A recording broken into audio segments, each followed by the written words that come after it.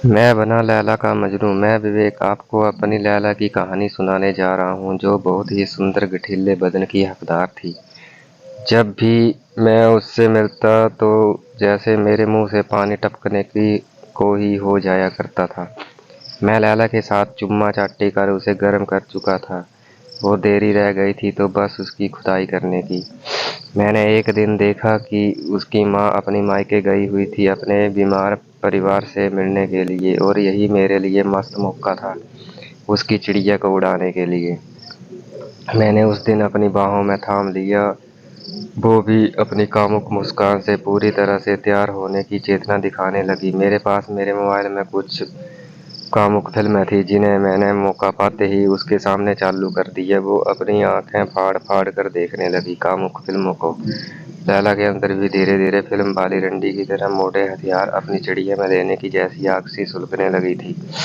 मैं भी अब होले होले काफी गर्म हो चुका था और अपनी पैंट में हाथ डाल अपने हथियार को पहना रहा था। मैं गर्म हो रहा था, अपनी उंगलियों को उसकी चिड़िया के मुहाने में हल्का सा अंदर दे रहा था जिस पर वो डर जाती, और तभी उसकी चिड़िया की चिकनाई को अपने हथियार के सुपाड़े को ऊपर मसलने लगता।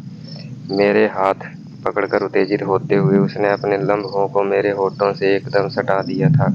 अब मैं भी इतना गर्म हो चुका था कि उसके लम्हों को अपने मुंह में भर लिया और इस तरह चूसने लगा जिस तरह कोई प्यासा पानी पीता है बेसब्र होकर। मैं लैला के बूस को दबाता हुआ अपने होठों का रस चूसने लगा, जिस पर वो भी मुझे सहयोग करती हुई मेरी कपड़ों को खोलने लगी, और मैं भी उसके पूरे कपड़ों को उतार कर उसके बूस को चूसने लगा। मेरी पल भर से मेरी पल भर में सब कुछ भुलाते हुए उसके कपड़ों को खोलते हुए उसकी सलवार को खोल दिया और हथियार का जोर अपनी लैला की चिड़िया के ऊपर दिखाने लगा। अब मैं थोड़ी ही देर में अपने हथियार को निकाल उसकी चिड़िया पर टिकाकर अंदर को देने लगा, जिस पर वो बिल्कुल उस कामुक फिल्म की रंडी की तरह अपनी चिड़िया की फांकें मसल रही थी।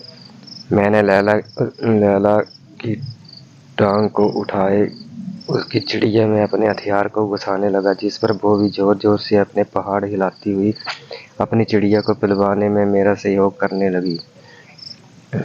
भाई अब मैं भी छोटा मोटा खिलाड़ी तो था ही नहीं। मैंने उसे बिस्तर पर उल्टा लिटाए हुए अपने हथियार को उसके पहाड़ों के बीच पार घुसाते हुए उसकी चिड़िया में दमादम धक्के दिए जा रहा था।